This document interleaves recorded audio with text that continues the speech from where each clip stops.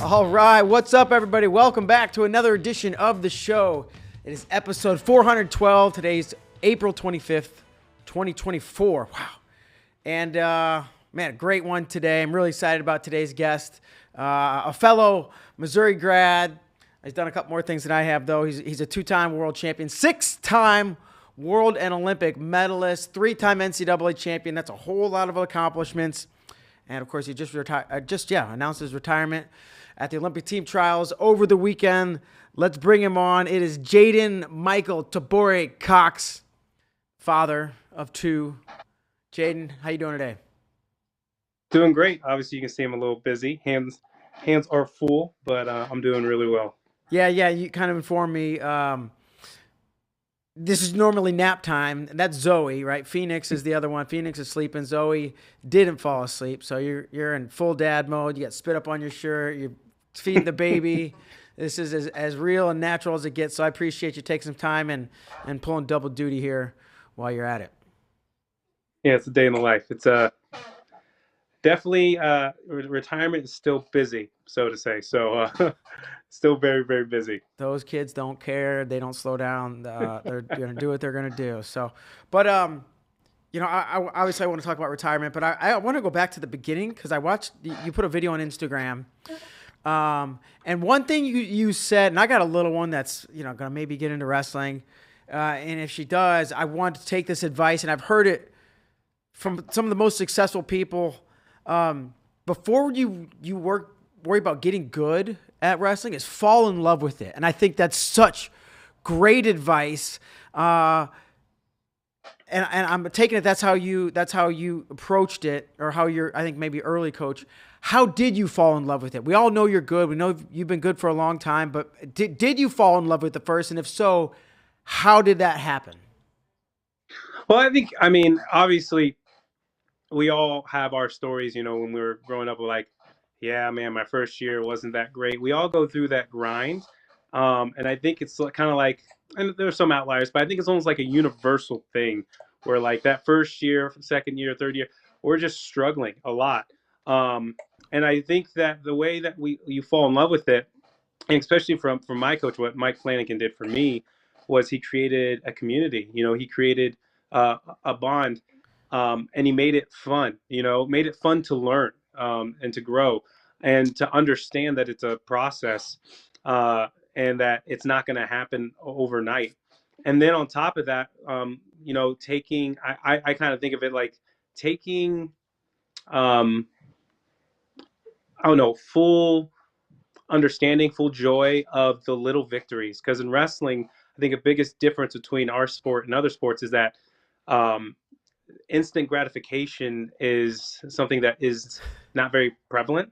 Yeah. Whereas like in football, if I don't catch the ball, you know, I'm like, oh man, I dropped the ball. And then coach is like, well, make a triangle, you know, with your fingers, and then you catch it, you can instantly see that it's getting better. Whereas in wrestling, you may not get a takedown for a month in a room or 2 months in a room, but you need to be able to see, well, I didn't get taken down, but this week I got taken down every time I attacked, or I got taken down off every one of their attacks. And the next week it might be, well, I stopped one.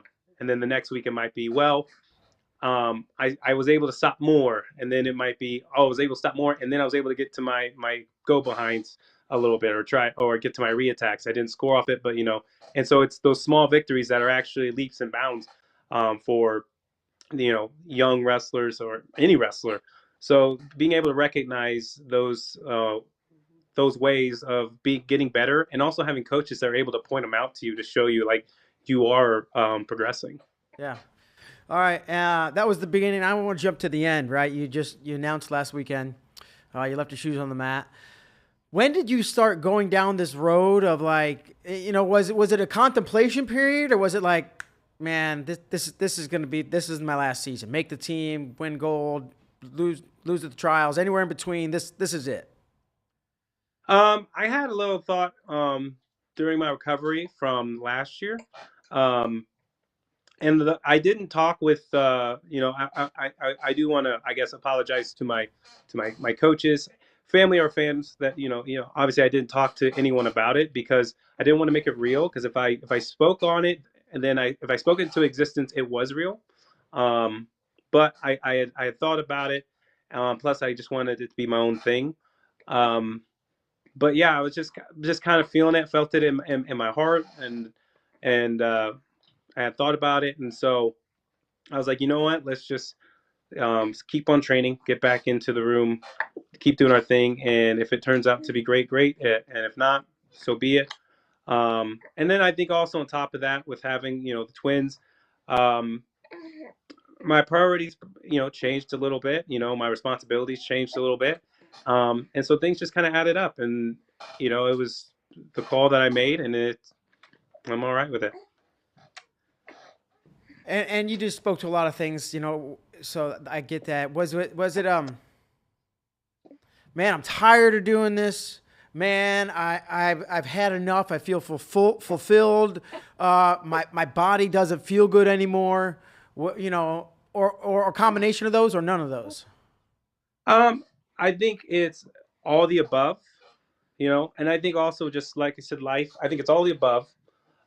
I think that life also presented myself with something new, Yeah. and that's, I'm not blaming you. I just want you. It's not a blame thing. Okay, I'm a grown man. I make my own Earmuffs. decisions, um, but um, I think it was all the above, and I am fulfilled. You know, I I don't know, I've kind of been sitting back and thinking about it. Um, and my career's been a great career. I've gotten to have the greatest job, for the first, well, for now, I've been wrestling for 25 years, 25 years of my life. Well, granted, I wasn't getting paid for it before, but, I've gotten to wrestle. I got to do something I love for a humongous portion of my life, and that's awesome. And the crazy thing is that it's not even the greatest journey I still have ahead of me, that I have, that's going to be a part of my life. So now it's with them, it's with my family, and with whatever else comes my way. So it's exciting. Um, on top of that, since I have been doing this for so long, yeah, my body is beat up, and I'm blessed to have not have had as many major surgeries as others have had. I'm blessed that I'm as healthy as I am. But it's hard. It's definitely hard. And when you do this over and over and over again, um, it just becomes really tough. And though you love it and everything like that, and sometimes there's nothing new to it, and sometimes it's just like, man, it's just kind of a wear and tear and this grind all the time. So stepping away was definitely, in my mind, the best thing for me. And I get to focus on and what I believe to be bigger and better things. You use the word fulfilled, so maybe you've already answered this question, but I'll ask anyways. Like, are you satisfied when you look back? Are you satisfied with your career? It can always be better, right? We can win gold and everything, but do you consider yourself satisfied with your wrestling career? Um, I'm gonna take a pause and like Yeah. really, yeah, yeah. Um, like I said, I've gotten to have a great career. I mean, I've been blessed with the opportunities I've gotten to have. I've been blessed with the experiences I've got to partake in and stuff, and so, and the people I've gotten to interact with, the friendships, the bonds that I've had. I think that my fulfillment has gone even surpassed accolades.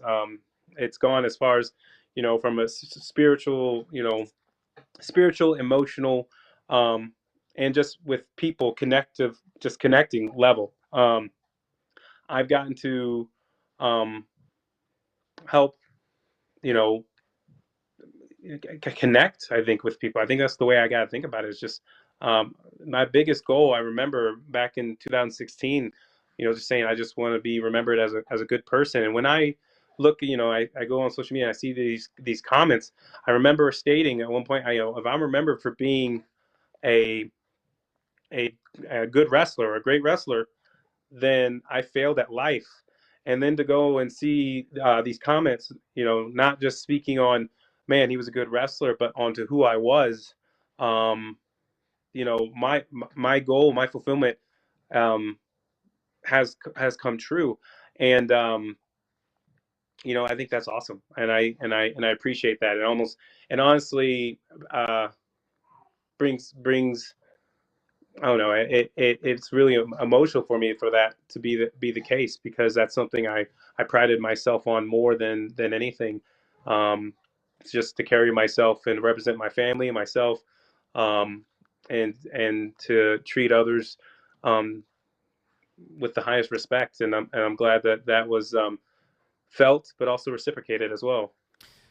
Slam dunk on that goal, Jaden. The way you're remembered, um, that is what people say. They're not the first thing I'm reading from people isn't like way to go, all these medals. It's way to go, awesome person, and it's really cool when you see the Iranian fans chirping in. I don't know if chirping is the right word, but chiming in and showing their love and support and respect for you, and all these people from other countries. So your impact for sure has gone far and wide. When the first time I interviewed you, I remember it was before your first year. Is when you got to Missouri, before you had competed. And I said, "What's your goal?" He said, "I want to be a 4-time undefeated national champ." So wow. Well, okay, this kid's dreaming big.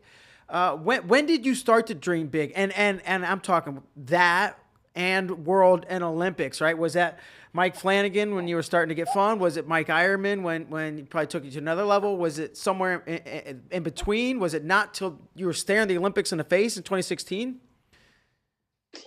Well, I mean, earlier on, so I don't remember, but my mother tells a story that apparently I wrote my goals on a piece of paper. My goals were like to win state that year when I was this was when I was a kid, win state in kids club, um, and apparently it was win the national title and win Olympic gold. So apparently it was that. I don't remember that, but apparently it was back then. But like as far as what I can remember when I got older, um, you know, pretty much my junior year of high school, at least thinking college wise, I was thinking about like this is what I want to do. I want to win these titles in college.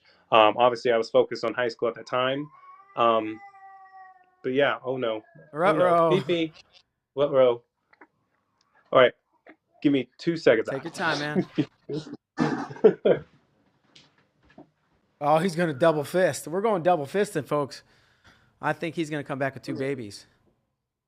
This will be a three-man interview. And if they start getting fussy, as babies do, we'll pause it or we'll cut it and we'll do what we got to do. Okay, we're back.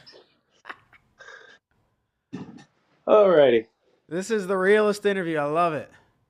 So, yeah. So, college was, what was my focus on my junior year. It's when I really started to be like, this is what I want to do. Hey, don't poke your sister in the face. That's hand fighting. And so, yeah, they're just hand fighting. Hands to the face. Well, in that case, you can't fight back. What are you doing? You're slacking. It's okay. But, yeah, college was what was my junior year, and I wanted to do that. But I think in all of it, like even thinking about the college days, I didn't want to. I don't know. I didn't want to lose myself. You know, I think that's why. Because I remember the interview. You asked, "Oh, you want to be the next Kale?" And I was like, "No, I'm gonna be the next Jaden Cox." And that's always been important to me, especially with things I've been through away from wrestling, especially on dark days and being lost to myself. I've had that happen where I'm not sure of who I am, what I am, where I'm going, and that feeling is is not the best. Um, and so obviously, and it can lead to dark times. So most importantly, no matter what happened, I wanted to be me, and that was my main focus. Um, Even going to college, still had my aberrations and my goals and stuff, but um, that was the biggest one for me. And then obviously with the Olympic stuff, the world stuff, um, you know, I really wasn't focused on that while I was in college because college was such a grind. I mean, Brian Smith literally had to beg me to go to the Olympic trials in 2016, and I was fighting him on him, telling him no. So And honestly, now looking back, I owe him a lot of credit for doing that, because if he doesn't tell me, hey, like keep nagging on me to go to the Olympic trials, uh, who knows what my career turns into or doesn't. So hindsight 2020, that was probably one of the most pivotal moments in my career, in my life right now. So that's amazing. But I wasn't really focused on Olympic stuff. I mean, I was really just focused on me. And even while I was going through the Olympics, it was one of those more like, hey, ignorance is bliss. You just do your thing. Nobody expects much of you, so you might as well just give it all you got, do your best, and just have fun with it.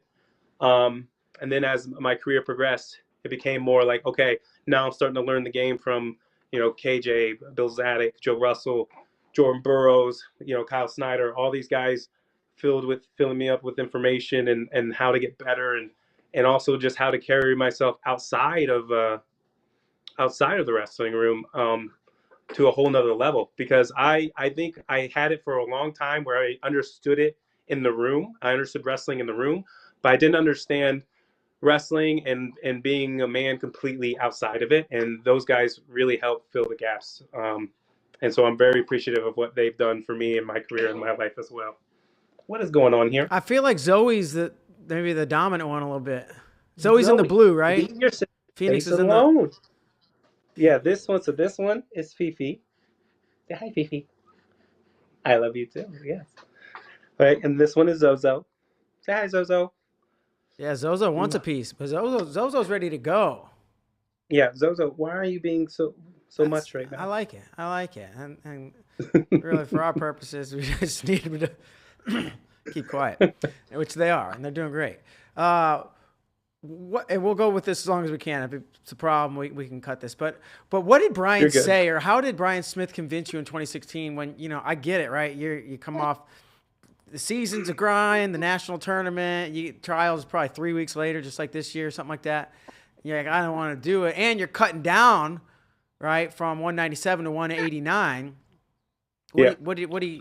Was there like, okay, he said this, and then there was a specific thing, or was it just like, he just wouldn't, he was relentless, and you finally like broke, fine.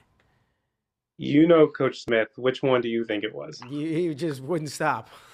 Yeah, yeah, he Come wouldn't on, stop. Jaden. Come So on, you need to do I it. was just like, ugh, all right. So, and I remember I told him, he's like, when I finally said, all right, I said, all right, but here's how it's going to go. I said, Mike Ironman's my coach, Jaden Ironman is my partner, and it's done my way. Um, and he was like, fine, that's fine, just go, just please go. And from there on out, we didn't stop. But yeah, he was relentless, just every day. He probably for a while talked to me like 2 to 3 times a day about it. Would just call me or text me, or I'd be around and pull me in his office, and I was just like, I really didn't have an interest. Um, but he just wouldn't stop, and I was like, all right, whatever. You mentioned Mike, and I guess we would be remiss if we didn't bring up Mike Eierman in this interview, because I guess it's more common now with clubs and club coaches where somebody coaches you more than just first through eighth grade. But how influential was Mike? He didn't just coach you as you were a kid. He coached you through high school. He coached you college. And like you said, you insisted he was your Olympic coach. Maybe what kind of impact did Mike have on your wrestling career? Um, every impact imaginable. He's still somebody that I call as much as possible. I talk to. Um, you know, Literally, I always say, he saved my life. Talking about being lost and stuff. That guy, bar none, saved my life and helped guide me through a lot of dark times. And then not only that, but led me to great times, but also um, taught me to actually enjoy them, and brought a true joy to my life. Um, Not only with the sport of wrestling, but also away from it. And I think he's not just a guy that knows great technique. He's a guy that has so much to offer when it comes to knowledge on living and like living, not just being alive, just actually living and how to think about the world.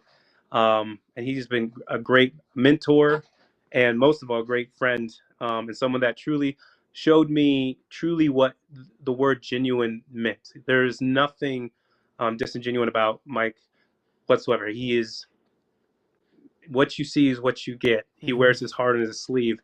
Um, and that's something that I truly admire and that I try to mirror from him as well, uh, because it leads you to have the truest relationships, whether it's hey I like you or whether it's I don't like you, whatever it is, but just being straight up and being a great guy, and then on top of that, allowing himself to go out of his own way for others, and that is something that a lesson I am glad that I got to witness, learn, and now get to uphold and pass on.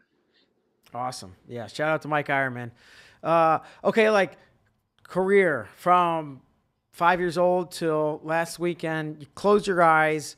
What big moments come to your mind? Big, little, whatever. It could be, tying your shoe in the locker room, having a conversation with somebody. It can be stopping on the bus and you had this interaction at wherever, right? Or it can be on the podium. But, what moments stick out when you think back from your entire career?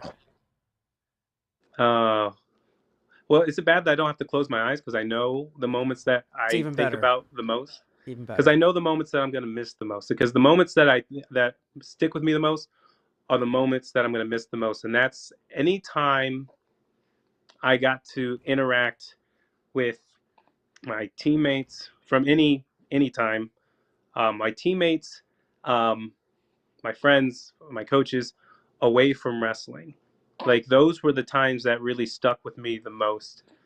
Uh, I don't know, this like having a great relationship with these people, whether it was for a good reason or a bad reason, but just having that connection to talk with somebody, those are the times I'm gonna miss the most. Anytime there was a phone call had, I just hit up a friend of mine the other day, um, who's also a wrestler, but nothing crazy. It just was like, hey, how you doing? Just wanted to check in on you, make sure you're good. Like those moments mean the most to me, and they mean a lot to me, and they stick with me the most. And um, those are probably the ones that I'll remember and miss. Just traveling, even just hey, we're traveling and we're just having laughs and having a good time.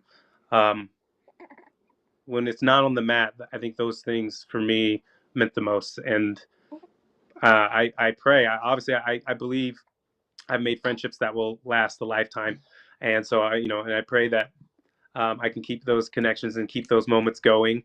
Obviously, um, while I'm away and retired and dealing with these two handfuls, literally. Mm-hmm. Um, but yeah, that those are the moments that stick with me. Now obviously you talk if you talk about accolade moments, my bronze medal match will always be um, my top, and then my second will be the Cornell match with Mizzou, when I had to bump up to heavyweight, and I would probably say my third will be my third would probably have to be winning the team title in 2017. That That was awesome. that was insane. So um, those would probably be my top three. Everything else is great, and I'm grateful for it. But when I think about moments where it's just a genuine joy, um, those moments are big for me. That's great. As far as people, right? People you wrestled with, whether it's somebody you trained with in the room, somebody you competed against, uh, who did you like wrestling? It could be somebody who it was hard and they pushed you, somebody who you learned from, somebody who it was just fun for whatever reason. Again, this is any span of the career, right? But is there anybody you look back at? I really liked wrestling with this person for this reason, right? With or against. Uh, well, I got a lot of people. So I liked I liked wrestling. I'll go first. Mike Machiavelli. I liked wrestling him a lot. We had some wars. In fact, we at the Olympic trials. There's a match that we had at the Olympic Training Center that I asked him to send me because I had it for a while and then I got a new phone and I lost it. So, Uh-oh. but he sent it. He still had it, and it was a match where we just were going. We were going to war. We were going at it, and but like and we were going at it, we were clubbing and everything, and then afterwards we were just, our best friends. Yeah. Mike. He's the He's one of the sweetest. coolest guys Yep. there is. He's awesome. So we were friends, and we talked about it. We're like, it was like an out of body experience. We're like, dude, that was awesome. Yeah, that was amazing. Um, I like wrestling Jordan because he's somebody that I'm not. I can't use my size against, so have to try to outsmart him, and stay with him with his speed and quickness, along with his setups. Like sometimes it's just blinding, where like, oh, I think one thing's here and it's over here. So I liked that. Obviously, I liked wrestling Snyder. Pushed me in every way, physically, mentally, spiritually. And it was great because I'm a competitor. It's like, oh, we're gonna come back, and he's gonna come back for more. And if I get one up on him, you can bet he's gonna be there tomorrow. And if he gets one up on me, I'll be there tomorrow, because like he's gonna come back again and be like, hey, let's go again.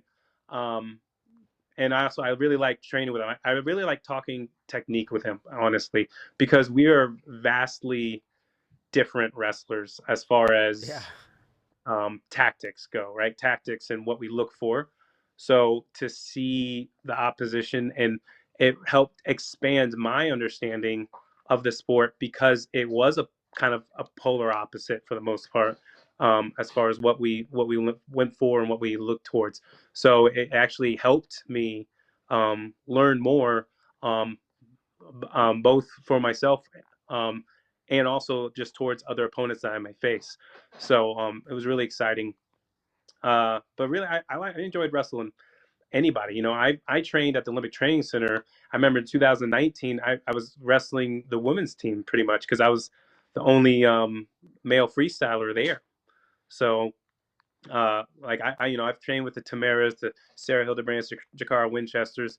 I've wrestled with them, and just I love seeing the difference in how people do this sport, and learning and developing and evolving. So it's a really tough one, but I would probably say my top three are those. Okay.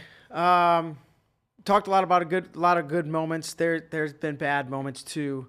You don't have to go super in depth. I just want to talk about the 2021 Olympic trials, right? I know it's a thing. A lot of people are like, what happened? It was a misunderstanding of the time. Is this right?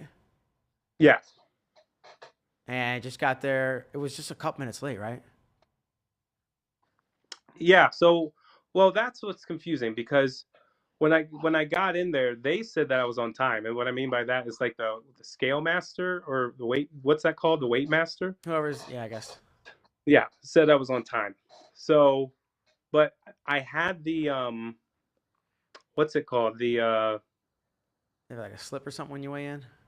No, the trial thing, like the court, like you have a court, right? Because you appeal it, right? So I had the appeal, right? And so I remember that happened. I weighed in. They said I was good. I go to breakfast. Um, and then I'm going to breakfast. I'm with KJ, his wife, and his daughter. And then all of a sudden, KJ gets a call. He steps away, and I'm eating breakfast, and KJ comes back in, and he's distraught. He's like, they're not going to let you wrestle. Um, and he kind of he was very emotional. I'll put it that way. That's the Uh-huh. best way I can put it. But he was very emotional. And I remember I came to him and I said, you know what, it's okay. Um, my life hasn't been sunshine and rainbows. There are worse. I've had a lot worse days than not being able to step on a mat. And he had to convince me to appeal it in the first place, because I didn't want to appeal it. But he was like, no, you got to fight for your dream. And I was like, no, I can't do that. So he called my family, and my family came out. And this was probably like an hour and a half before. And they like sat me down and were talking to me for like an hour to appeal what had happened. And I was like, no, because I knew what would come up. I was like, I don't throw my friends under the bus. I don't do stuff like that, because he was apologetic, because he was the one that told me the wrong time. And so I was like, I'm not going to do that, because if I do that, then I'm gonna be the bad guy, and they're like, you got to do it. Like it'll be fine. You got to do it. So I go in and I do the appeal, and I don't want to get into everything that was said in there because, um, mainly because I'm not putting names on who said what and the argument that I had. I had a really good argument, but at the end of the day, I didn't get to compete, and it sucked. But it wasn't the like I said, it wasn't the end all be all. But I think that it definitely it definitely took a certain amount of joy away from me, from the sport, and it was something I had lost for a minute. And I have to give credit to Nate Jackson, Reese Humphreys, really Princeton, because I was doing a part time training there, and those guys really helped bring joy, like that passion, that joy for wrestling back. Because I was in a bit of a rut for that one. Not as bad as for when was it a year and a half ago, but it was bad enough to where it was just like,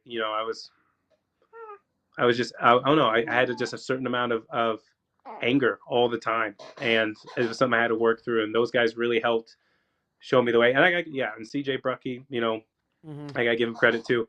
Dude's just always smiling, and they helped me a lot to find my love, for it again, and just let things go and relax and being easy. And I had to do that for myself, because I had to stop trying to burn everything and make it just go back to who I was and what I was.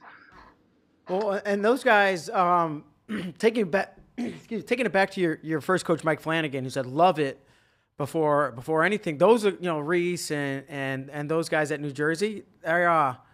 They just like to have fun. They don't just like to have fun. They want to win and they want to train hard, but you can tell they are trying to have fun with the sport. So I think that's really cool that they helped you through that moment. And then you mentioned a year or 2 years ago, whatever it was, that was like an unfortunate.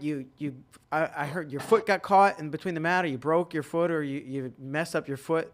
I know I saw you on So crutches. it's not my foot, it's my ankle. So I ended up fracturing my ankle the day before.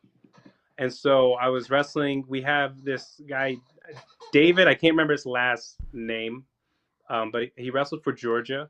He's a heavyweight. He's a really, really big guy. But I was wrestling with him, and then my foot got caught. So like this mat had like rivets, like where the mats meet. Uh huh. So like they kind of come up, and so I'm wrestling him, and he's driving into me, and then I'm going to try and go and sweep. And when I go to put my back foot goes, so it's my left foot goes to like goes to post, it like catches just perfectly on those rivets, and my ankle just goes flop, like just like really quick. I'm trying to do it really fast, but when I look at myself on the screen, it doesn't look as fast. I feel like I'm moving my hand. Yeah. So it doesn't look as dramatic, right? So imagine that, but like 100 times faster, okay? But and yeah, and so then I got up and I tried to drive back into to Dave, and then like this pain just shot through my ankle and through my leg, and then I was like, man, this is terrible. And then I was still having to lose weight, and then and then it like it kind of numbed up a little bit, but then I went in sauna and stuff, and I had to walk back to the hotel, and after that, like I couldn't bear my weight. I couldn't put any pressure on it. And that's why like my brothers had to like carry me, like, so I got a wheelchair, but they had to carry me to the venue just to weigh in, because I'm like, I'm gonna make weight. Like that was a big point factor for me. But so like, but yeah, and I remember going back to the hotel, and my family's around, and like I remember, KJ and them were trying to tell me like, hey, get this shot, and I was like, I know my body, something's wrong, because like I don't I'm not the toughest guy. Don't get me wrong. I'm not the toughest guy in the world. There are plenty of people that are way tougher than me, but like if I can fight through something, I'll fight through something. And this was something that was like, I can't do this one. And so, and my family came in and they're talking to me, and my brothers talk to me. They're like, like, you know your body, if you can or can't do this. You gotta do what's best for you. And it was hard, and I was but that for me, that whole thing was probably that was where I was like really down in the dumps. Like, hey, hey, hey, hey, hey, hey, thank you. Hey, on the phone, thank you. Okay, but Dog whisperer. that hey, what did I say? What am I doing? We got babies, we got dogs, we got it all in All this right, one, Jaden. but like that was probably where I got to one of my lowest moments. It was, I don't know. I remember I came home and like the I'm sorry, Bader. Somebody's at my door now. Yeah, you do what you got to do, man. Come on, guys. Got babies, we got twins, we got milk, we got dogs, we got somebody knocking at the door. Could be UPS, maybe it's Amazon, maybe it's a neighbor who said, hey, your mail was in my mailbox. I don't know. We're just going to keep this one going. Maybe we cut this out. I don't know. Having fun with it, though. Jaden Cox telling us all about his fabulous wrestling career. Thank you very much. A lot of ups, but plenty of downs along the way, and it's really interesting to hear from a guy like this who's had so much success. What is happening today? I love it. What is going on? It's chaos, guys. And we got the babies that are perfectly well behaved. Yeah, for real. You guys are the best part of this whole thing. They're confused. But yeah, I reached I reached the low point at that point. And it was I have to attest a lot of what I was able to endure to my wife, to Whitney, because at that time I was not the best me. I was certainly not the best husband, and I was in the dark, but I also kept everybody else, and I didn't talk to anybody.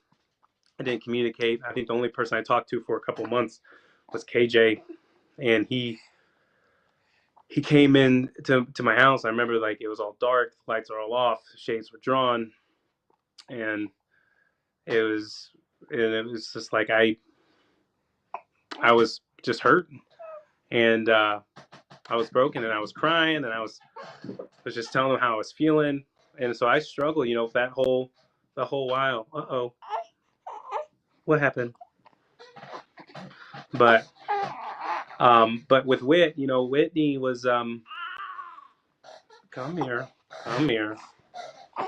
You can stand up. There you go. Hey, cutie. Can you see yourself?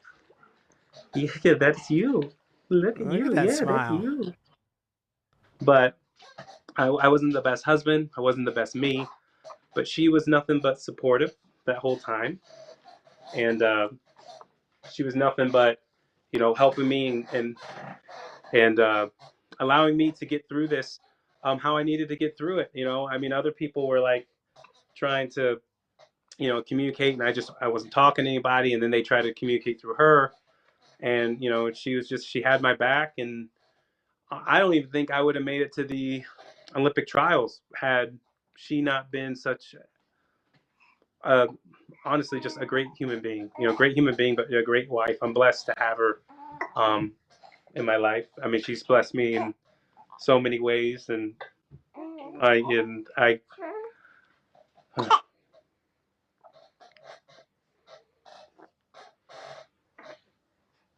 she's great, she's really great. And I'm lucky, man. I'm really lucky, and so I'm very blessed. yeah, I'm blessed, and so to to even have gotten to that point, to be where I was, and to get to where I got to get to, and got to Olympic trials, and got to leave it in my hands to decide my fate and decide what I was going to do. I'm grateful for that. That's all anyone should ask for. Yeah, I know. Your hands aren't in your fate. Your fate's not in your hands because you're too small right now. Okay, it'll be there later. Well, I've always appreciated your honesty, Jaden, and your willingness to show that you're vulnerable, and I think that's an important. Look at Phoenix is going back. It's just like yeah, what's up? So I'll show you some hands to the face. Yeah, don't do that. Don't do. She's like, bro, this stuff happened to me. I'm giving it right back. Yeah, it's like, but like this is like, so like this is like, even this, like these two, like, I think the one thing I will say is this, like I people, when I announced my retirement, people acted, like I was telling JB about it. I was like, yeah, people act like I'm dying, man. Like they're crying, they're writing my eulogy and everything. Like it's crazy. Like I'm not, I'm far from dead, and the things that I'm about to do, are on the horizon. Life is far from over, and it's going to be exciting. And plus, I'll always be a part of the wrestling world, and I look forward to some way, somehow, being a part of the wrestling world. But I think right now, my journey right now is in, and I'm going to speak to literally at this moment, is being a dad.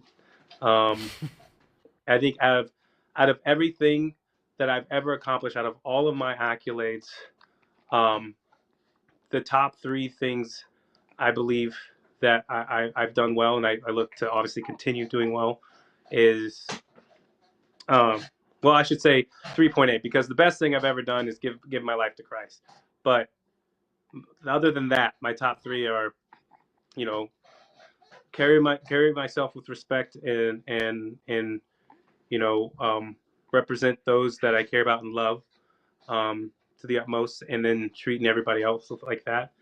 But also, two would be having these children, and one would be, marrying Whitney. Those things, out of everything that I've ever done, are the utmost for me. And I look forward to letting those things be a part of any journey that I go on from here on out.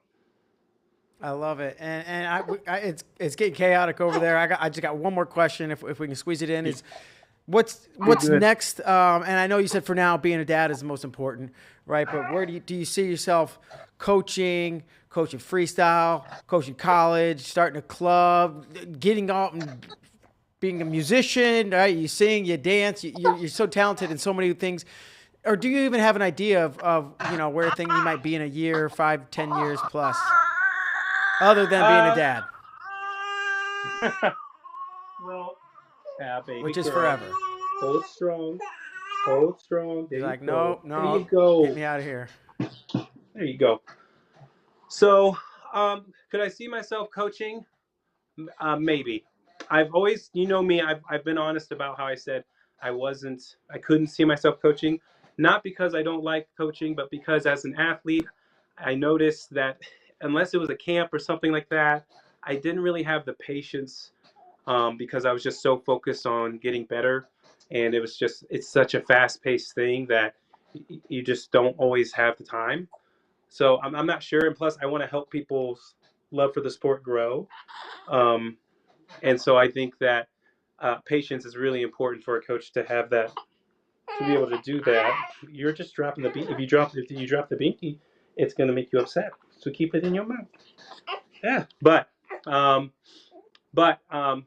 that I'm stepped away, maybe there could be new insight in that. Maybe there's something else that can come of it. Music will always be something that I strive to do. So yes, I'm going to look into that direction for sure. I do know that I do at some point want to go back to school. I spoke to it while I was at the trials, for law, and then for law. Yeah. They're all ears. But she's like, what? Say what? But for law, and then doing things, I think, start thinking about starting up a podcast. You know, obviously wrestling, heavy with wrestling on that, doing stuff like that. But there are opportunities on the horizon that have come my way, as far as offers and opportunities, and so I'm going to look into those and do what's best for me, do what I feel is best for my family, and that I can, um, you know, I don't know, help others achieve their dreams as well. And I think that's going to be the funnest thing, is just helping people get to the next stage. That's my face. Yes. Awesome. You're so mad. You're so mad. Well, yeah. You're so upset. Yeah. There and rightfully so. I can't believe it's gone this long. I was like, for sure they would melt down. Admit, they did all right. They didn't do all right. They did awesome. They're fantastic. And I don't know if this is their on-screen debut, but kudos either way. It is. And I'm going to let you go be a dad. I'll give you the final word, Jaden. Anything you want to say, Father? Well, obviously you see my hands are full. It's the same thing as always. Just wish me luck. Yeah, best of luck, Jaden. Thanks for everything. You're one of the all-time greats on the mat, but even more importantly off. So we love you and appreciate you for everything. Thank you very much, man. Love you too. Yeah. Say bye-bye. Say bye. Bye, guys. Say bye. There it is. All right, folks. Jaden Cox, legend. And we'll leave it at that. Thanks so much. We'll see you next time.